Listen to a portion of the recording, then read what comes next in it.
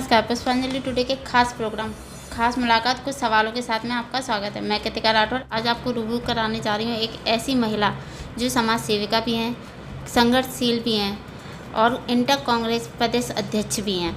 वो हर चैनल पर आज चर्चित हैं और अगर महिला के रूप में माना जाए तो वो एक अच्छी माँ भी हैं, एक अच्छी पत्नी भी हैं और एक अच्छी बेटी भी हैं। तो चलिए चर्चा करते हैं शांति कुशवाहा जी से। तो मैम पहले तो हम आपका परिचय आपके द्वारा जानना चाहेंगे। मेरा नाम शांति कुशवाहा है।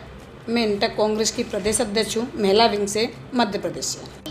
आपके वार्ड में या आपकी विधानसभा में कहाँ कहाँ तक राशन पहुँचा है, नहीं पहुँचा है या क्यों नहीं पहुँचा है, तो उसके बारे में मैं आपको बताना चाहती हूँ पुष्पांजलि टुडे के द्वारा कम से कम मैंने 15 वार्ड कवर कर लिए हैं राशन के, सूखा राशन जो मैं बांट रही हूँ।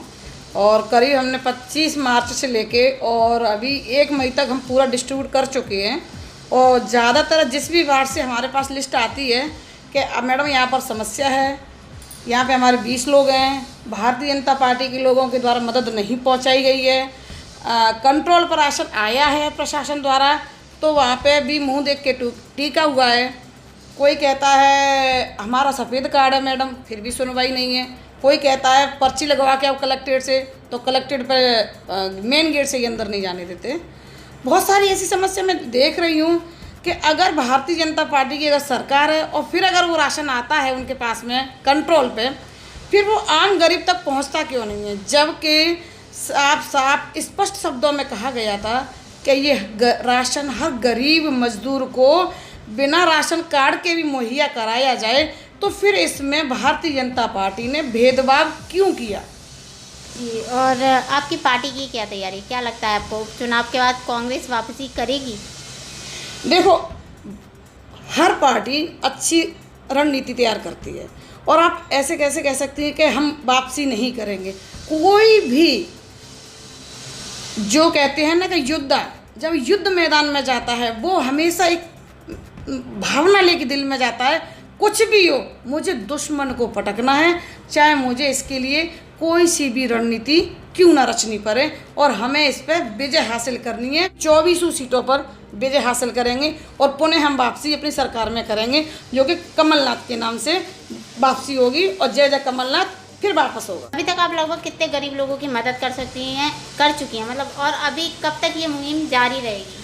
देखो, कम से कम मैंने आज खुद नोटिस किया था, जो 15 कुंटल मैंने सूखा राशन, जो आटा, चावल, दाल, चीनी के रूप में जो घर में स्टॉक किया था, कितने लोगों की मदद, कम से कम 500-600 लोगों की मदद मैं कर चुकी हूँ। अगर ऐसा लगता है कि लॉकडाउन और भी बढ़ेगा, और अभी आपके सामने भी मुझे कॉल आया है कि मैडम हम गरीब हैं, हम झोपड़ वाली हैं और यहाँ पे हमारे पास राशन की कोई सुविधा नहीं है, हम दूसरे शहर के हैं, हम फंसे हुए हैं, बीजेपी वाले के पास जाओ सुनते नहीं है, कलेक्ट्रेट में जाओ तो घुसने नहीं देते। मैम प्लीज़ आइए, हमें किसी ने आपका नंबर दिया है तो हमारी मदद करो। तो मैं ज़रूर उस जगह पर जाती हूँ। मुझे नहीं पता होता उनके पास वो नंबर कैसे भी आता है, लेकिन मैं ज़रूर जाती हूँ और मैं तब तक ये मदद करूँगी जब तक ये लॉकडाउन जारी रहेगा। तो लॉकडाउन का बहुत लोग उल्लंघन भी कर रहे हैं, बहुत लोग नहीं उसे मान भी रहे हैं, तो उसके बारे में आपका क्या कहना है? देखो, जो लोग उल्लंघन कर रहे हैं तो वो हो सकता है मजाक का पात्र बनाने की दूसरों को भी कोशिश कर रहे होंगे, गलती वो खुद भी कर रहे हैं, दूसरों को सलाह भी दे रहे हैं कि आप भी गलती करिए। लेकिन मैं उनको कहना चाहती हूँ, चाहे वो मेरे भाई हैं या बहन हैं, देखो आप गलती मत करिए, और गलती का परिणाम हमेशा ही देखा गया है कि बहुत ही बुरा होता है। और देखो, वैश्विक महामारी है, पूरे वर्ल्ड में है, ये भारत देश की बात नहीं है। और मैं जितने भी हमारे भारत देश में लोग हैं, मैं कह रही हूँ अभी भी कोई मजाक ना बनाए इस विषय को, और जहाँ तक हो सके मास्क और सोशल डिस्टेंस का तो पालन करें। और जैसे भी जो सरकार जारी करती है कुछ योजनाओं को, उनका पालन जरूर करें। तो आपकी जो दुकानें खोल दी गई हैं, इनके बारे में आपकी क्या राय है? देखो, मेरी राय तो यही है, शिवराज मामा से और हमारे देश के प्रधानमंत्री नरेंद्र मोदी जी से, आपने ये तो सोच लिया कि शराब की दुकानें खुलेंगी, अर्थव्यवस्था हमारे भारत की अच्छी हो जाएगी, लेकिन नरेंद्र मोदी जी ने भी और हमारे प्रदेश के मुख्यमंत्री शिवराज सिंह चौहान जी ने भी क्या ये सोचा है कि ये जनता जिस तरह से शराब के लिए टूटेगी, सोशल डिस्टेंसिंग कहाँ चली जाएगी आपकी, आप कौन से कोविड-19 का वर्क कर रहे हो, कहाँ लॉकडाउन की धज्जियाँ उड़ जाएंगी। आप बता सकते हैं कि लॉकडाउन है तो फिर शराब की दुकान कहाँ है?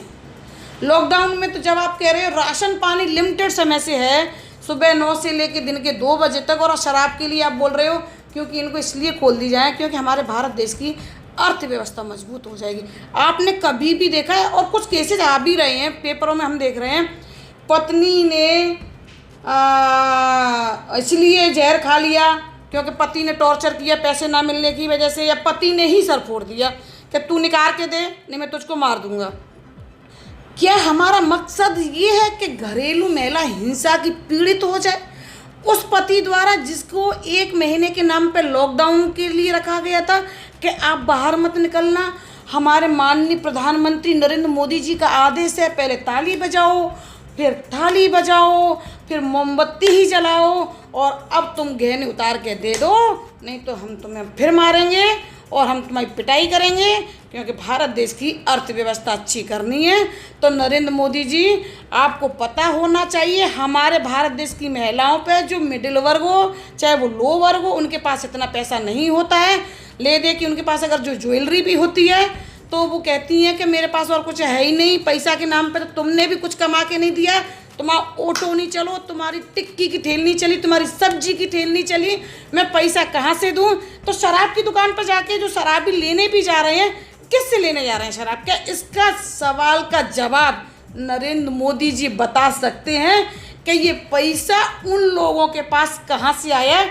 लोगों के पास राशन नहीं है, खाने के लिए खाना नहीं है, पीने का पानी उपलब्ध नहीं हो पा रहा है, और आप बात कर रहे हो शराब पियो और टुन्न हो जाओ और घर में लॉकडाउन के नाम पे घरे कलेश करो।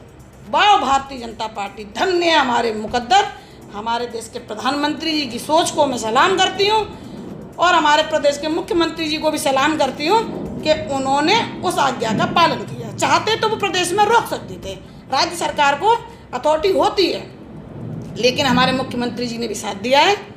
हम इसके लिए बहुत बहुत आभार करते हैं कि आपने प्रदेश की जनता को फिर एक बार मरने के लिए झोंक दिया है कि आप शराब पिए, घर में झगड़ा करिए, और पैसा नहीं है तो मारपीट करिए, लेकिन आप दारू की दुकान पर आ जाइए, क्योंकि हमने दुकानें खोल रखी हैं। और आप जानते हैं ना, शराब एक ऐसा माहौल होता है कि शराबी को कभी भी कोई कंट्रोल नहीं कर सकता।